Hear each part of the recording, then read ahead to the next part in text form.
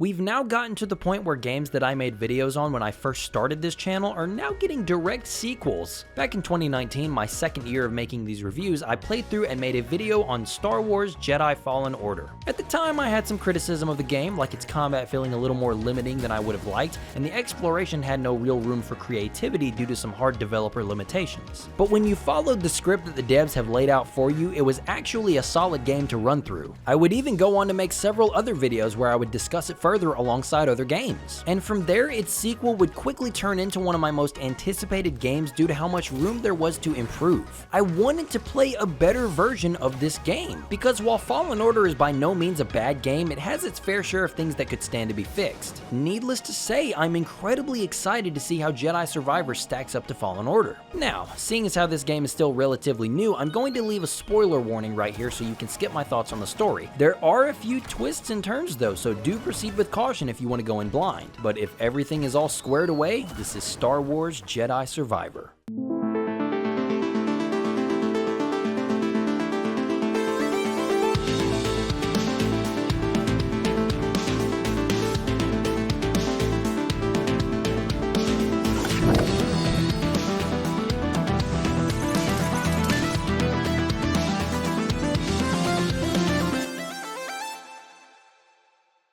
Initially, the story is pretty mundane. After getting nearly every member of his new squad sent to an early grave, Cal Kestis starts to miss his old found family. It's later revealed that Cal was running everyone into the ground mentally and almost physically, with all of them alluding to some pretty close calls here and there, and Grease also being a reminder with his lost arm. This fondness for the past motivates him to start reconnecting with them, and eventually they all reconvene. But before that, this emo one-armed Jedi is introduced, and the story revolves around him and this faction of mercenaries led by this regenerating guy. Anytime these two were on screen, I was bored, especially the Jedi dude. This is every Star Wars story. A Jedi who has to choose between the light side or their emotions? Oh my god! This guy was trying to do something risky and his girlfriend said it was too dangerous, but he didn't listen, so she cut off his arm and then he got put into suspended animation for Cal to find years later. Then he wakes up and tries to keep doing it, except now he's got this mercenary dude with him. Big Alien Man is the lesser of two evils if you ask me. He only wants a worthy opponent to fight and isn't 100% down with Emo Boy's plans. So when Cal defeats him and is like, bro, why don't you just come help us beat this dude? He just goes, nah, I'd rather peace out.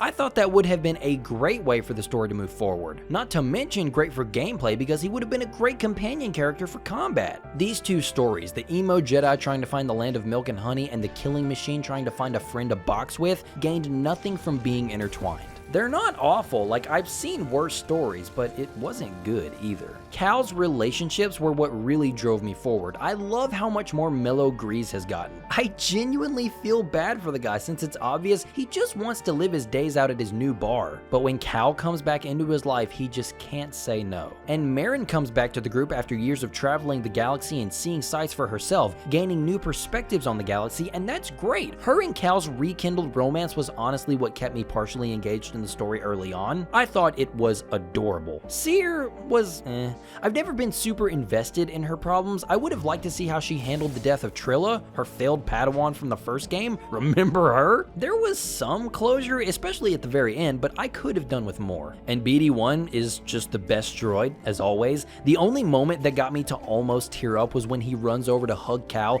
and nearly knocks him over. He hits him so hard. Easily my favorite Star Wars droid after this game. Proxy will always be near and dear to my heart, but BD is just so cute, dude. But I was so not on board with this story for the first 10 to 12 hours because these two schmoes were the main threat. But when we finally deliver the last MacGuffin and take down the jock and the emo, things go from mid to peak in the span of about 10 minutes. This is Bode. Bode has been that dude throughout the whole game. He's a buff bounty hunter who survived the initial job with Cal at the beginning of the game and decided to follow him because he believed they could make a real difference together. He's always talking about how he's a father and he's got to protect his little girl. He's also the one who keeps encouraging Cal to choose the things that mean the most to him. He notices how happy Marin makes Cal and tells him to grab a hold of that and not let go. Good advice from a good bro. But then you hand in that compass and the first bombshell drops. No! If I'm being honest though, I saw something like this coming. Bode always had this air of mystery about him. His friendly advice sometimes came off more as sugar-coated warnings when I listened back to them. But when the second bombshell drops and he reveals the big surprise... What have you done?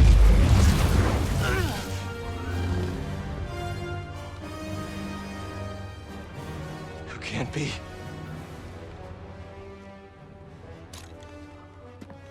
You're not the only one who survived. I was totally taken by surprise. I had my questions when it came to Bode, like him making it out of the tutorial mission could have been chalked up to plot armor, or just straight up luck. I could have looked past that, but when he not only survives an encounter with a powerful Jedi, but also helps deliver the final blow, I felt like that was a little too good to be true. And yeah, I was right. Bode is a Jedi himself. And man, I was so hooked after this point. The emo boy story does play a part in the game's eventual end, but I think we could have gotten there in a more natural way. Bode should have been a more central point of the story because he really is just a side character until he hijacks the center of attention a couple hours before the game ends. I'm glad he does. His motivations to protect his daughter are compelling, but we should have had this present the whole time. Because, oh my god, the most adorable and sad thing I've seen in a long time is Cal helping Bode's little girl find her doll. There's just something about it, man, and when they find her at the end of the game and have this little conversation with her, I was glued to my screen. You're very pretty. Oh! Cere's moment with Vader kind of felt just as out of left field as it did in the first game, but the fight was an actual fight, so I'd say it was a net positive overall. I had a feeling this bitch was doomed as soon as they gave me control over her though. I saw how she was cutting even the biggest enemies down in 1 or 2 swipes and was like, oh yeah, they're sending her out with a bang. I'm very excited to see where we're going from here. If they end up making a third game, like I hope they do, they probably will, it's looking like Cal will have a Padawan to teach. Not only that, but he's got a legitimate relationship with Marin now, which is kind of against the Jedi code if I'm not mistaken. I will be very interested to see what kind of conflicts those two things alone can bring to the table. And hopefully by then we'll have a game with a finale that actually revolves around what the game has been about up until that point. But that's enough about the story. Let's get into what I was really looking forward to in Jedi Survivor, and that's how they were going to build upon the last game's combat system. Not much has changed, honestly. I was surprised to see that Cal has pretty much all of his abilities from the first game by default here in the sequel. Gotta love when games do that. I think the only thing he's missing is his little stop ability that he can use to slow down enemies, but that's kind of been reworked into his ultimate attack, which I don't really think is any good, but anyway. At first, Cal still feels like himself in combat. He's got his lightsaber combo on square, his heavy or force attack as the game calls it on triangle, a dodge on circle, a jump and double jump on X, force push on the right trigger, force pull on the left trigger, and the block or parry on the left bumper. The stagger system is back and works just like it did in the previous game. When their posture is worn down, enemies won't be open to death blows, but instead just a moment of vulnerability. This is where we start to get some new abilities though. While holding down the right bumper, you'll bring up a small menu of force attacks. Pressing circle will use the Jedi mind trick, which works like it does in every other Star Wars game. You can make an enemy fight for you for a short time. I don't mean to underplay it, it definitely came in handy when fighting 2 giant enemies, but it's the Jedi mind trick, you know? Then we have some of my favorite moves in the game. The force lift on triangle and the force slam on X. The force slam just kind of pancakes enemies on the ground and doesn't do a whole lot of damage on its own. I wish it would have done some splash damage or at least more damage to the target, but the lift is fantastic because of the few things that you can use it for. It opens up enemies for free attacks if you want to jump up and slash at them. You can use any of the other force powers on suspended enemies, or you can just leave them there and have them off the battlefield literally while you focus on the other enemies. It's a great ability. My other favorite is the air dash. It's exactly what it sounds like too, but I'm so glad it's here. The air dash is a godsend, mainly because of how much the grounded dodge in this game and the previous game sucked. It doesn't let you travel far at all, and Cal stops his momentum completely after he does his little hopscotch jump. But the air dash carries that momentum with it and makes for a fantastic way to zip around the battlefield. Oh yeah, and on right bumper and square you have a teammate button that lets either Marin or Bode launch a little attack to stagger an enemy. It's cool, but you don't always have a teammate, so it's not always there, therefore not reliable. On the left bumper, we have our lightsaber's special force moves. And seeing as how they're all dependent on what stance you have equipped, I think it's a good time to actually talk about those stances. In Fallen Order, Cal could use a single-bladed lightsaber and eventually he could find a double blade. He could also split them for some brief special attacks, but that's it. The team wanted to make this third dual stance available in Fallen Order, but they ran out of time. 3 years later in Jedi Survivor, we have the choice between 5 unique lightsaber stances. The single blade is the Shoto character of the stances. It's good at everything, so it's good for any situation. Its heavy attack is a pretty basic heavy swing, but it does get the job done. Every stance has weight to their swings, but something about the single blade just feels more impactful when you land basic hits. The double blade is pretty solid too, slightly weaker strikes but excelling in crowd control. It has probably my favorite heavy attack in this orbiting throw move. It's so good at crowd control and it does solid damage too. Double blade isn't my favorite, but I see why it could be someone else's. Next up is one of my favorites, the dual stance. This cut content fully realized is the fastest and riskiest stance of the bunch, but can deal a lot of damage in a short amount of time if you can think on your feet. It has a basic multi-hit combo like normal, but if there's a delay between the first and second inputs, it will transition into a flurry. And if there's one more input that's held down afterwards, Cal will finish with this slam attack. Right bumper and square will do this swish and back jump that I didn't use a whole lot, but right bumper and triangle will be a lightsaber throw. It's good to start out, but once it's upgraded, it'll bounce from enemy to enemy and it's awesome. It sucks that my favorite stance probably has the worst force move in the game though. This lightning fast stance has a special move that stops Cal dead in his tracks to stand still and wait for an attack, which then automatically triggers a parry and then counterattack. It can be upgraded to do even more damage if you let go of the input as the attack reaches Cal, but it's not worth it. It's okay, but 2 things make it unreliable. 1, the parry can get used up by any stray blaster shot that finds Cal, more on that in a bit. And 2, red unblockable attacks that can come out pretty fast go straight through it. I think the only time I found a legitimate use for this move was when these big things would charge at me. It was good for that. I failed to mention it up until this point, but each stance has a skill tree that you can dump points into. They unlock new force moves and sometimes new combos like the dual stances pause combo. But as you play the game normally, you're likely to prioritize 2 stances over the others and unlock their hard-hitting moves because you can only have 2 equipped at a time. That's why I'm going to be a bit more detailed with the stances I actually put points into. And speaking of stances I actually put points into, it's the blaster stance. The only stance that Respawn refused to show footage of before the game was released, and yeah, I see why. This thing rules. I don't want to say that the blaster stance outright replaces the single blade, but it comes close. Blaster stance is a little faster and weaker than the single blade, but it's because it also gives Cal a piece. As you use the saber swings, you build up charges for your blaster, this stance's force move. Having a long range option can be a game changer here. The blaster isn't super strong on its own, even the charge shot isn't going to take down big enemies. But battle droids or regular stormtroopers, they are so easily dispatched with this thing's range. It's just one of the most interesting ways we've ever gotten to see a Jedi fight, and I think that goes a long way to making it that much cooler. And you know Cal thinks he's the shit with his little revolver ocelot twirly doos. It has some unlockable moves like an extra long poke, but most of its upgrades are for improving ammo capacity, so I didn't get too much into it. And finally we have the crossguard stance. Obviously based around Kylo Ren's emitter from the sequel trilogy, this is basically an excuse to give us a great sword lightsaber, and I wish I liked it more. Not for nothing, this thing can be a great weapon, and I even used it to unintentionally stun lock some enemies, but it's too slow for me. That's it. I can dig the power, and I love that its dash attack is a drop kick. Yeah! But I just can't get down with how slow its swings come out. I did go out of my way to unlock some of its later moves while doing some of the post-game stuff, and there are a few cool attacks in here, but I just don't think it's for me. I really don't think any of these stances are bad. I also feel like none of them are out of the question for any of the encounters. There's no fight that's really changed by having this stance or that stance. It's really just what you like. That's fine though. I think these stances are great inclusions, and I love how fleshed out they all are. I would personally like a little more decision making in my loadout, but that's not what this combat system was trying to accomplish. Combat overall is a large improvement over the first game, and again, I think the 2 biggest contributing factors for me are that dash and the 2 gravity force powers. Finding creative ways to take enemies out never gets old, and the mobility Cal gains from the air dash alone is exactly what I wanted from the previous game.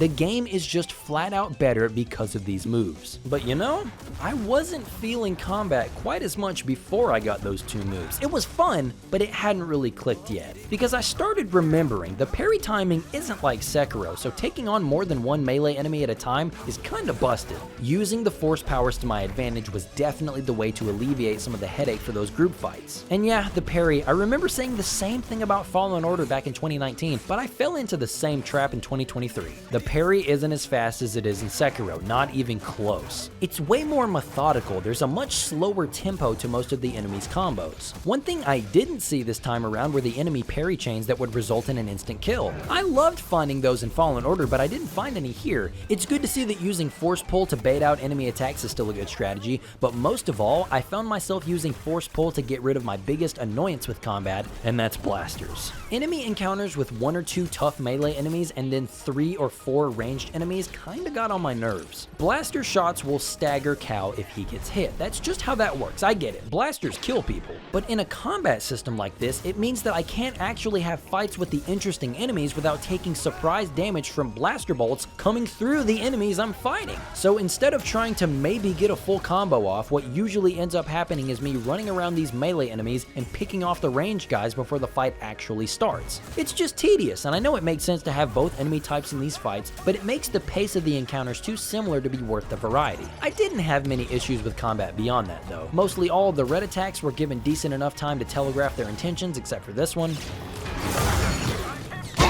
Boss fights were a step up in this game. We got some cool movesets to fight against here. I think my favorite was probably the regenerating dude. He had this whip thing and it was just rad to fight. My wish was granted from the previous video. There are lots and lots of lightsabers to fight in this game. Some main bosses and a lot of optional fights to find. And some of these fights are peak Star Wars gaming, I am telling you, dude. One thing I couldn't help but notice was a severe lack of large monster bosses in this game. There was really only that one owl thing in Fallen Order, but we didn't fight any giant monsters in this game except for maybe the optional Rancor fight. But that's still not on the same scale as this thing. I don't know, just thought that was weird. Exploration is still pretty much the same. I was pretty bummed at how on rails Fallen Order was. It didn't really let you bend the rules to get to a location out of the intended order. It even had a terrible problem with using invisible walls to block the player from exploring its world. Exploration was spoon-fed to the player, and it's honestly not much better here. It's still good, like I enjoyed finding the extra paths and the goodies, but it never feels organic. You're either looking on the walls and ceiling for a terminal that BD1 can overload, or you're looking for a button prompt to show up indicating you can do something with that object. They got close with BD1's paintball gun thing. Letting the player make their own path to solve optional puzzles is cool, and it actually felt like I used my knowledge of the area to get an extra thing. But that's not as frequent as it should have been. Every other time it's when I'm running low on health and I find a terminal that conveniently shoots a 2-mile-long rope back through the level so I can rest at a bonfire. And I still don't like how the shortcut unlock text appears at the bottom of the screen either. The whole thing about exploring the unknown is supposed to be the suspense of not knowing what anything is or where it takes you, but when the shortcut unlock thing pops up,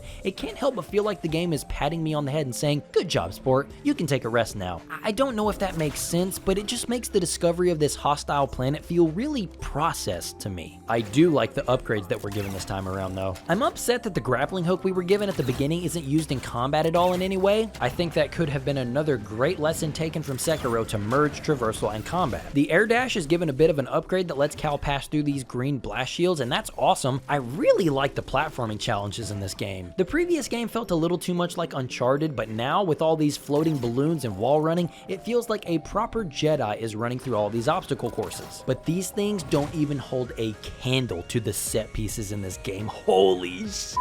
I was reminded so hard why Respawn is the best in the business when it comes to set pieces. I was absolutely blown away when playing through the drill sequence. Even if it's mostly on rails and it's hard to screw up, I don't care. This thing was a thrill ride from beginning to end, and I loved it. I just love how much small detail this team puts into these big moments. It's a big part of why they're one of my favorites in the industry. That and their love of ponchos, that's a good one too. I am mad that Vince did not give me my fedora in in this game, but he did give me so many customization options that I can't even be mad really. New shirts, jackets, pants, colors, hairstyles, they're so wild. The lightsaber customization is back, and I'm happy to see that I was able to make my Gucci saber just like I remember it. But I was even happier to see my rendition of Cal Kestis in the game. See, I've never been the kind of person to dress up the main character if given the choice in like the silliest outfit possible. More power to you if you do though. Nah, I've always liked to keep things pretty normal when it comes to the protagonist's outfit, and I'm glad this game gives both players the option. Alright, I've been avoiding this for long enough. This game is a disaster right now, and that pains me to say too because of all the stuff I just talked about. Below the Surface is a great game, but it's covered in technical issues that shot its reputation dead as soon as it launched. And I hate to harp on this stuff because the team knows. There's no way they didn't know. But corporate and investor deadlines come before releasing a good product, so they were forced to send the game to the commercial slaughterhouse. I played on PS5 for this video, and for the start of the game, the frame rate issues were abundant. I played the entire game in performance mode with HDR off and the wide FOV. And throughout the entire game, I had sub 60 performance, screen tearing on Kobo as late as May 4th, which was after an update. I had lighting issues the whole time and textures that just stayed at a constant low quality. Even cinematics had awful performance. Can someone tell me why they're rendered in real time but locked at 30 frames per second with these dumb as hell black borders? Also, can we stop using the black borders in games, please? Thank you. I ran into some small bugs like getting stuck in this rock after getting off my space camel, Cal pulling some smooth criminal out on this wall, and this unsettling NPC displaying no visible emotion while laughing.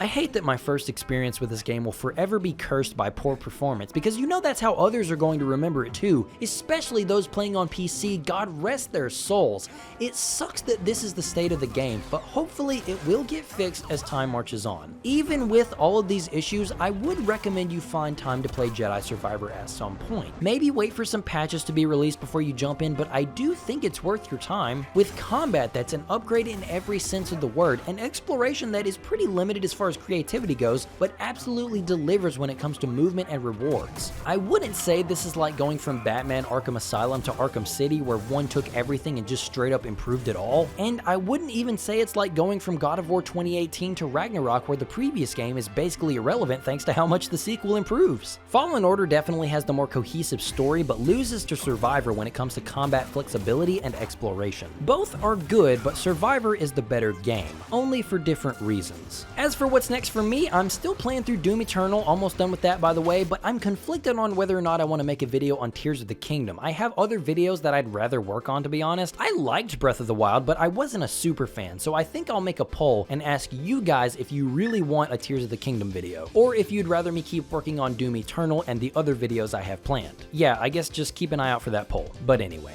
I appreciate you for watching, so thanks for stopping by and have a great day.